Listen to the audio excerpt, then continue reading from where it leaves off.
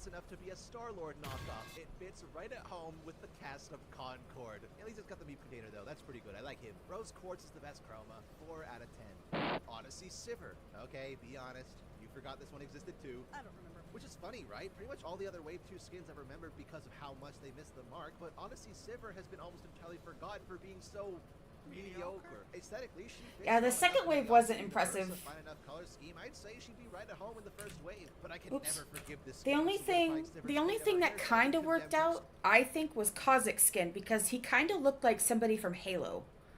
Like, now I haven't played Halo, but I've seen plenty of people play it, and when I first saw the skin, I was like, oh, it kind of looks like a dude from Halo. And my husband agreed with me. My husband doesn't play League of Legends, but he saw the skin too. He's like, yeah, I can see the Halo inspiration. So I think that's the only reason Kozik's might be a little bit above these, but he's still kind of mediocre. The second wave was not great. The next 7 years. It's not even her base hairdo. How did it keep happening? Sapphire's the best chroma. 7 out of 10. Odyssey Kozik's. That's a bug! Never once have I seen a skin too overambitious for its own good. Attempting to paint Kozik's as an alien bounty hunter who in fact is not a bug similar to the Arbiters. At least From Halo. Bugs, I don't know, I didn't grow up with Joe Michelsoft. The problem is, Kozik's animations are so deeply ingrained in being bug-like, the whole concept of the skin is just lost, especially with the weapons. The idea of replacing his raptorials, is that what they're really called? With hands wielding laser blades is entirely undone when they cover his entire hands and the fingers are so small. Still, it gets a lot of points for creativity at the very least. Ruby is the best chroma, 7.5 out of 10. Odyssey Aatrox. Holy shit. I forgot that one was a skin. In this universe, Aatrox is a Oh, violent yeah, villain. Thanos, because he's His name purple. is feared throughout the criminal underworld. He is also disfigured by aura abuse. That's not even paraphrasing. That's an exact quote from his bio, and I'm sorry, that is what He doesn't look disfigured. looks like. Why are you wearing it on your head in your weapon? It doesn't make any goddamn sense. Like I said, this skin purely functions based on the rule of cool. But if you wanted a purple-colored space-adjacent themed sci-fi Aatrox skin, well, there's a much better cosmetic on offer now, isn't there? Rainbow is the best chroma, 6.5 out of 10. Ooh, I like that Odyssey chroma. Gets a total score of 7.5 out of 10. Not a great score for what is supposed to be one of my favorite skin universes, one I would love to see adapted into a show or movie someday. I'm begging you. It would be impossible to admit as a package it's perfect. Ugly. What started as a near universally praised skin line filled to the brim with certified bangers was brought back with only a fraction of the effort, thought, and gameplay experiences. The second wave universally praised skin line ruined it. Some masterpieces and mids. A mistake Riot surely wouldn't repeat. But those are my thoughts. What do you fellas think of the Odyssey skins? Do you like them? Do you not? Should I have had this video out a year ago? Probably. Isn't even morally correct. Yeah, the first wave was best. How much I botched the last one, Especially with Sona. At the time I mained Sona, so I was super excited. Be sure to tell me down in the comments below. So until next time, fellas, thank you for being so patient with me. Hopefully October has... I need to use that skin more. There's much more cool stuff on the way. That all being said, I hope to see you all in the next video.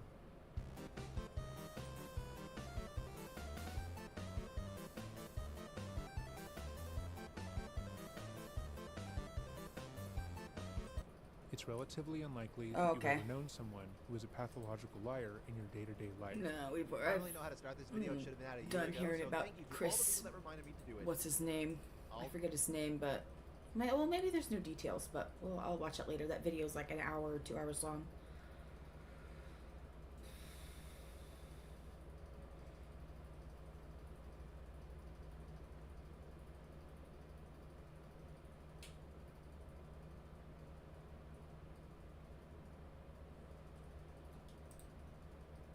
On the night of March 28, 2019, in Columbia, South Carolina, this woman, 21-year-old Samantha Josephson, had just finished her degree in political science. So she and her friends were having a girls' night out to celebrate. They ended up at Bird Dog, a bar located in Columbia's Five Points Entertainment District. As the night wrapped up, Samantha was separated from her friends, so she decided to return home. She ordered an Uber and was captured entering a black Chevy Impala at 2:09 a.m. In the morning, her Oh, it friends was an realized Uber that she had not driver? returned home. So they tried calling her, but received no answer. They also called Samantha's workplace, and it turned out that she had not shown up for her shift that day. With the help of Samantha's boyfriend, they then attempted to pinpoint her location through a tracking software that was installed on her phone. Based on her movement, it appeared that Samantha had hitched a ride from the bar, but at some point, her phone stopped tracking her location. They then decided to return to Bird Dog, where they asked the manager if they could review the bar's surveillance footage from the night before. After seeing that Samantha had entered an unfamiliar vehicle, the black Chevy Impala, her friends began to fear the worst. Her roommate immediately dialed 911. 911 with emergency. Hi, we were just gonna call to let you know our friend is missing. So you want to make a missing person report? Yeah, it hasn't been like 24 hours or anything, but if we could go ahead and do that, like, that'd be really nice. Yeah, it don't have to So, be 24 hours for you to report anybody A missing. thing about that Oh, 24-hour I period. thought that. Thing about that 24-hour period is that a lot of stations, especially over the last few years, have started to filter that standard out, because the first few hours of a missing person or a kidnapping or abduction are incredibly crucial. So it's kind of antiquated? Yeah, antiquated to think that, like, oh no, they'll just come back, let them do everything. It's like, no, the family kind of knows this person the best than anybody else, and so when something's out of the ordinary, they speak up about it. So now it's starting to turn into, okay, believe the family, they know what they're talking about. We need to start to search immediately instead of 24 hours. So just in case something happens. Not saying it's going to happen, but if anybody ever goes missing in your life, call the police immediately. Do not wait 24 hours. Oh, no. Yeah. We went out in 5 Points last night, and she still hasn't made it home. Her phone's dead.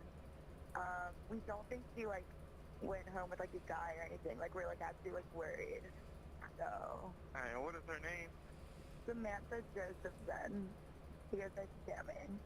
Alright, we got it. So we're going to send an officer out there so y'all can make that report, okay? Okay, thank you so much for the help. No problem. Alright. Police were dispatched to Samantha's residence, and after being brought up to speed, a missing persons investigation was launched. While reviewing the surveillance footage themselves, police noticed that the Ow. black Chevy Impala had actually been circling the area for about 15 minutes before picking up Samantha. Hunting. Police suspected that a predator was at large, so they released a community-wide safety announcement and a be on the lookout notice for both Samantha bolo. and the black Chevy Impala. 2 hours later, at 3:45 p.m., the Columbia Police Department was contacted by the Clarendon County Sheriff's Office in the town of New Zion. About 65 miles from where Samantha was last seen, turkey hunters had discovered a woman's body in a remote wooded area. Lacerations were found all over the body, including the head, neck, face, torso, leg, and foot. Due to Oh my these gosh. injuries, the body was unidentifiable, but was wearing the same clothes as Samantha in the surveillance footage. Holy DNA cow. samples were collected, and it was ultimately confirmed that the body was in fact Samantha. Chief Holbrook later told reporters that whoever had disposed of the body must have been familiar with the New Zion area, considering just how remote it was. Also, considering the severity of the injuries, the absence of blood on the ground indicated that this was unlikely to be where the murder took place. Started Police somewhere continued their else. investigation by looking into Samantha's bank records. They discovered that after Samantha's disappearance, there were multiple attempts to withdraw her money from ATMs. I located should in have started Central drawing by South now, but I'm Carolina. just kind They of obtained the security in the zone footage right from now. the ATMs, and someone wearing a black hoodie,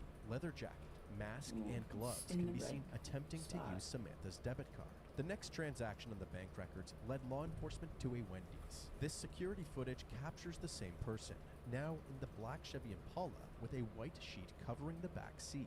Unfortunately, authorities were unable to identify who this person was, but they were now looking for a black male with a black hoodie, leather jacket, and a black Chevy Impala. 12 hours later, at 3:25 a.m. on March 30th, Officer Kraft of the Columbia Police Department spotted give me a just a black second, Chevy guys. I need to Impala run to the 2 restroom. blocks away from 5 Points. He pulled the vehicle over, and when approaching the car, the smell right of back. marijuana became apparent. What's going on, sir? You got your license? You got your license on you? I'm also credit. Columbia Police Department K9. You don't know all license on you. 1047, Why not? 1048 at Blossom, last thing, rotated one fellow. Who's smoking the marijuana? I had smoked some earlier, sir, when I was at home. Alright, man, you got to step on out, man. But Alright, here's the deal, man. I pulled your car over because it matches the suspect. Get your hand in your pocket. What are you, crazy? Get over here. Hey, get over here. Come on, run. Hey, we release the dog. I can't. I was just gonna see if he'll stop. Bravo Mike wearing a great sweatpants, great sweatshirt. Walk him up. Doors blocked, 500 block. Nunez, keep going. He's gonna be on your left. After a brief chase, authorities were able to apprehend the suspect, 24-year-old Nathaniel Rowland. I got him. Get over here. Stop moving. I'm gonna read your rights, sir, alright? You're the right to remain silent. Anything you say can will be used against the court of law. Do you understand these rights I've explained to you? Yes or no? You got anything else on you? You can't run when you smoke, can you? I knew he was gonna run. Officer Kraft returned to the vehicle and was able to conduct a search based on probable cause.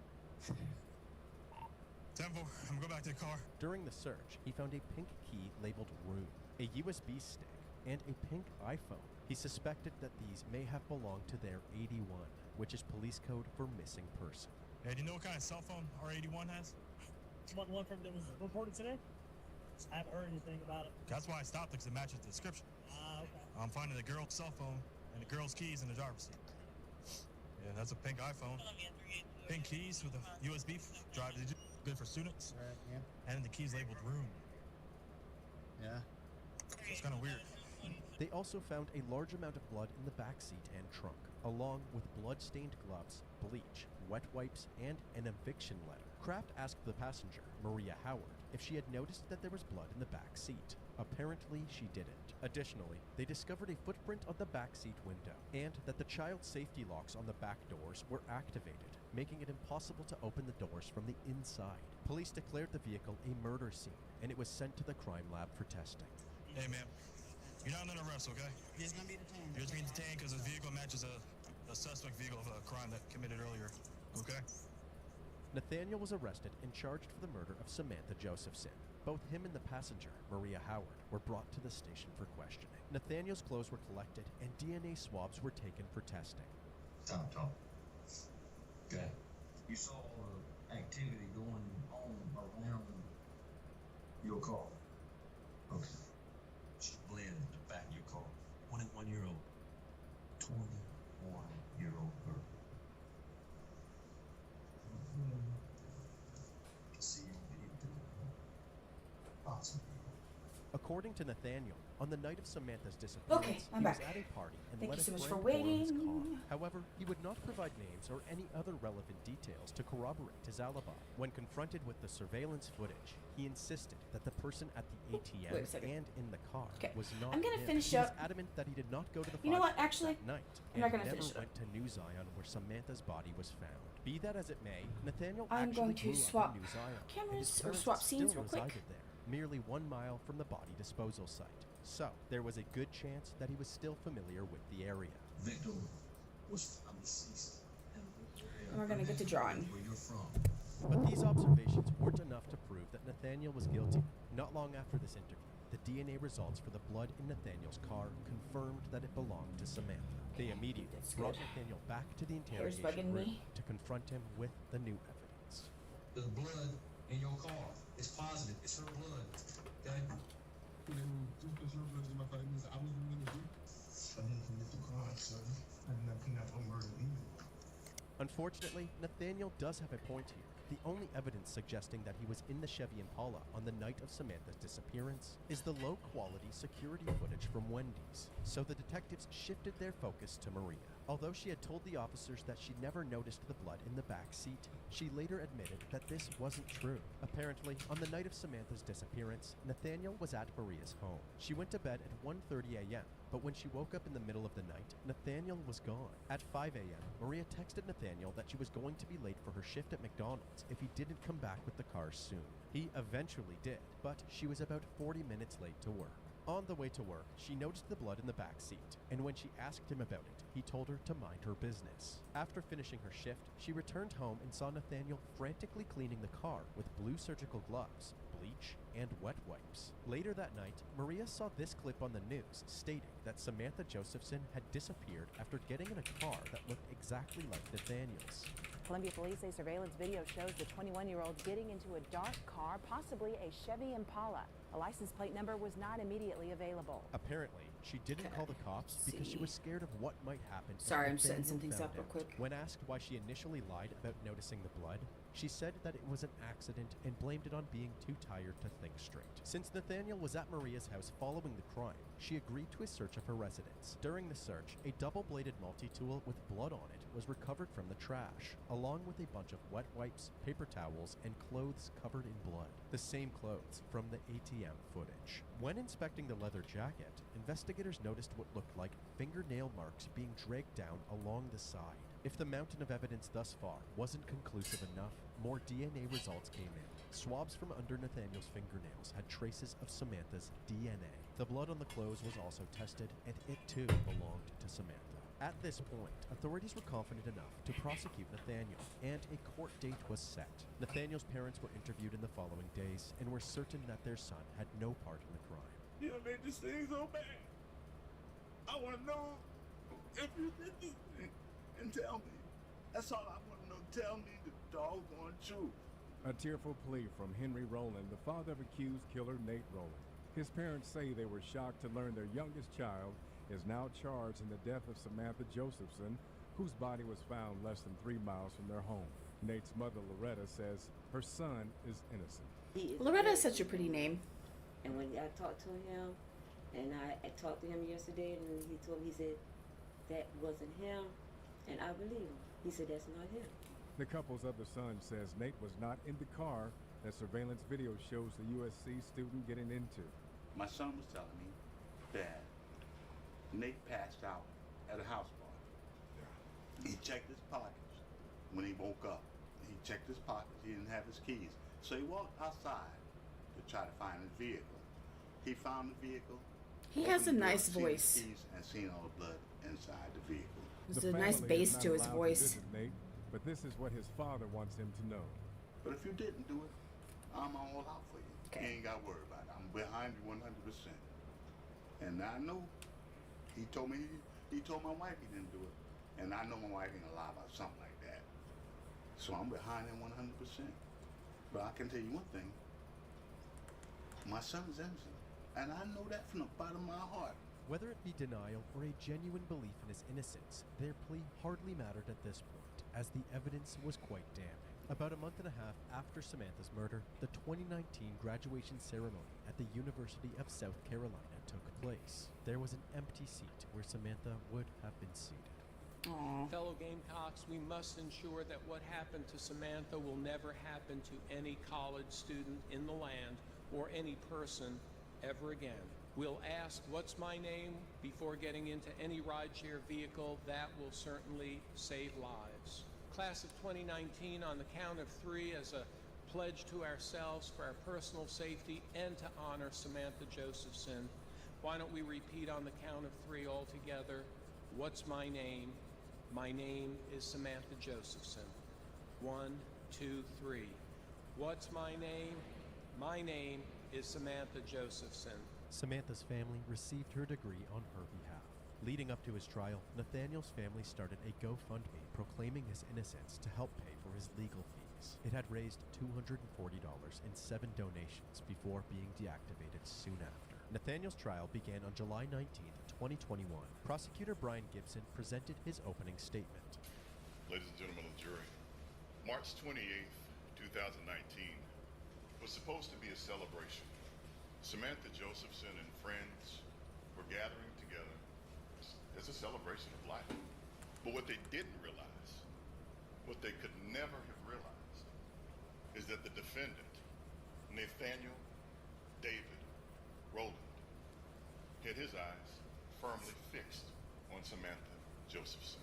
He went on to show the 5 points CCTV footage of Nathaniel's vehicle circling around the area multiple times, seemingly waiting for the right time to strike, like a predator stalking its prey. Samantha mistook Nathaniel's car for her Uber and was trapped in the car with the child locks enabled. He told the court that Nathaniel viciously stabbed her to death and described the full extent of Samantha's injuries, painting a grim picture of how twisted Nathaniel must have been to commit such a horrific crime. Prosecutor Gibson also revealed that Samantha's and Nathaniel's phones were traveling together towards New Zion before the app on Samantha's phone stopped tracking her location. Nathaniel ultimately arrived in New Zion where he dumped her body. Gibson suggested that Nathaniel did all of this simply because he was desperate for cash after receiving the eviction letter that was found in his car.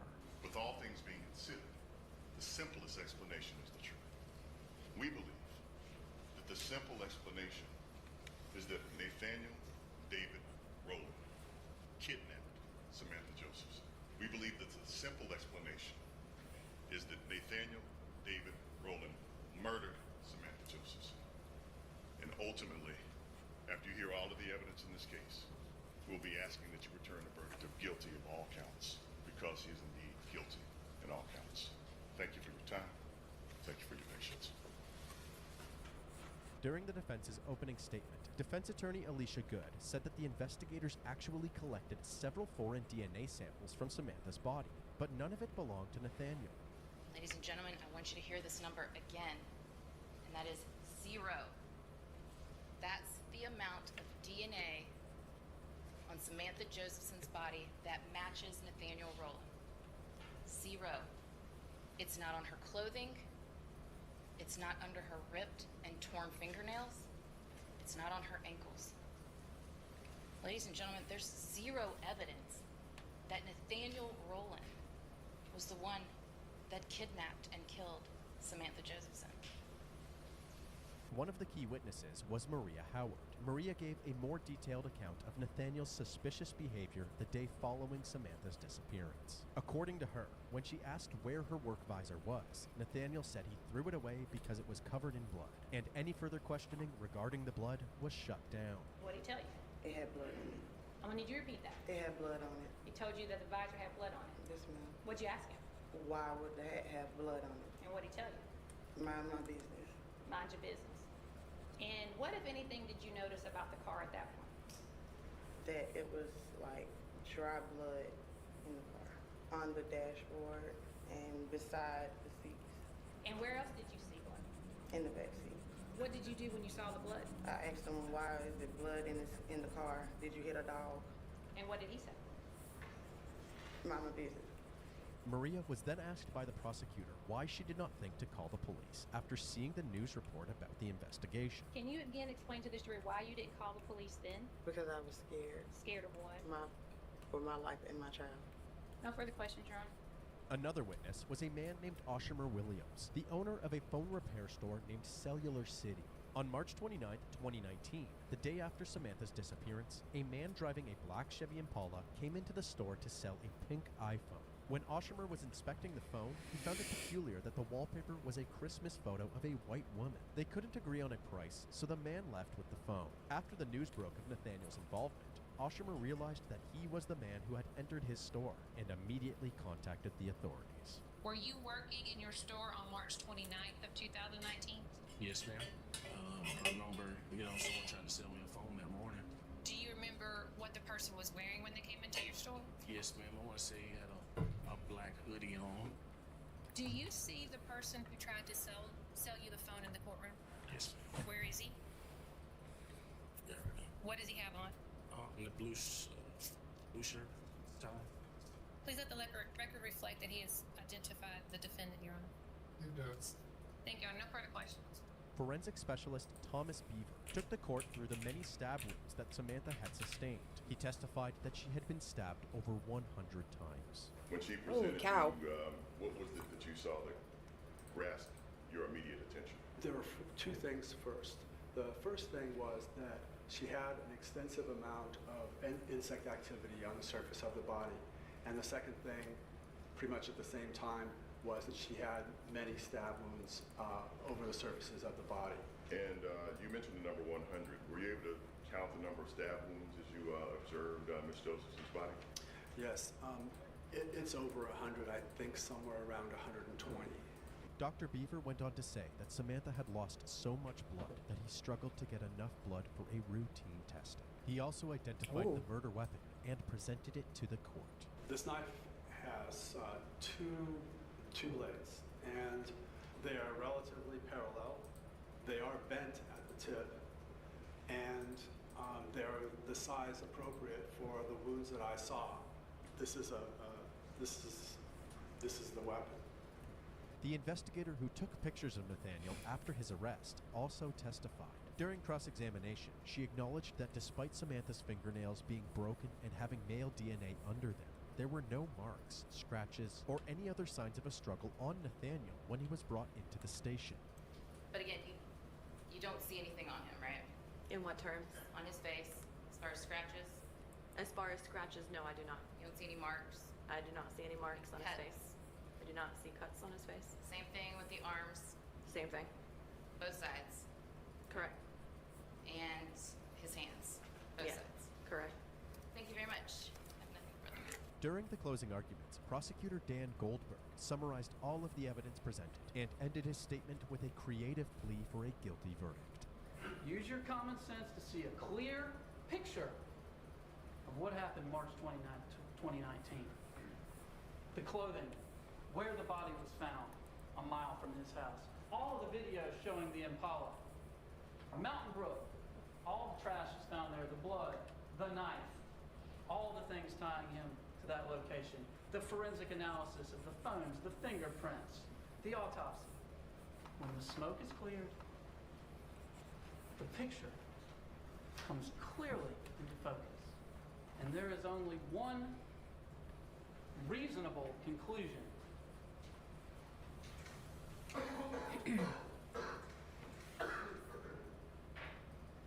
21-year-old Samantha Josephson did not deserve this. She was a daughter, a sister, a friend, a girlfriend, and a future law student. Ladies and gentlemen, the state of South Carolina humbly asks that upon consideration of all the evidence, you return a verdict and you find Nathaniel Rowland guilty of murder, guilty of kidnapping, and guilty of possessing a weapon.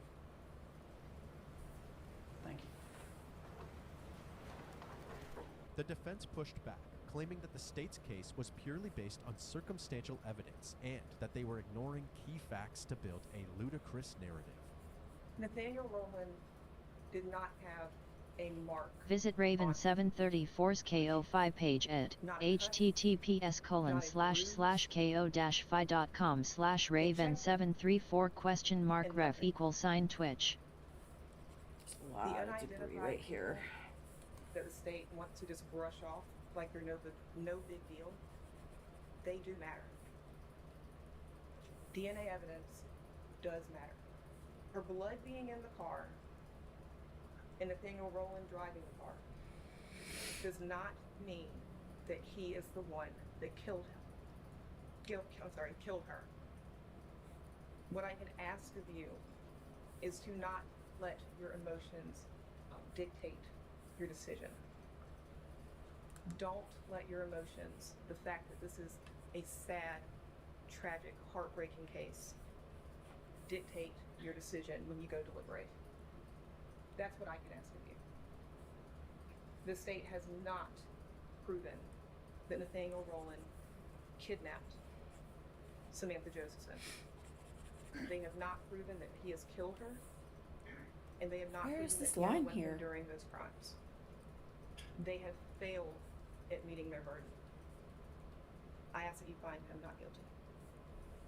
Thank you. After the closing arguments, the jury was ready to deliberate, and it would take just over an hour for them to reach a verdict. Indictment number 2019 GS 42450, the state of South Carolina versus Nathaniel David Rowland. This is an indictment for murder. We, the jury, find the defendant guilty or person. Jury, this is signed by the four-person jury on 3rd July 27, 2021. Nathaniel Rowland was found guilty on all counts, including the first-degree murder of Samantha Josephson. Before Nathaniel would receive his sentence, Samantha's family provided a statement to the court. Nothing will replace her. Nothing I can say will bring her back. And nothing that I can say I know will ease my family's pain and heartache. No time to say goodbye. No time to tell Sammy all the things I would have wanted to say. No time to kiss her Evelyn.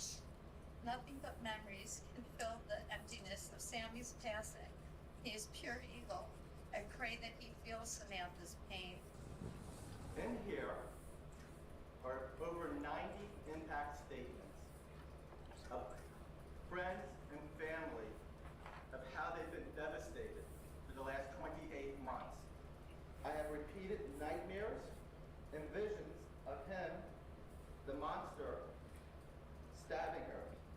I have visions of her taking her last breath. I only wish we could inflict the same or more pain he inflicted upon Sam. Please, I beg you, please, give him life and never see the light. Nathaniel's mother was also given the opportunity to provide a statement, but the judge actually cut her off midway through after suggesting her son was innocent. The state have accused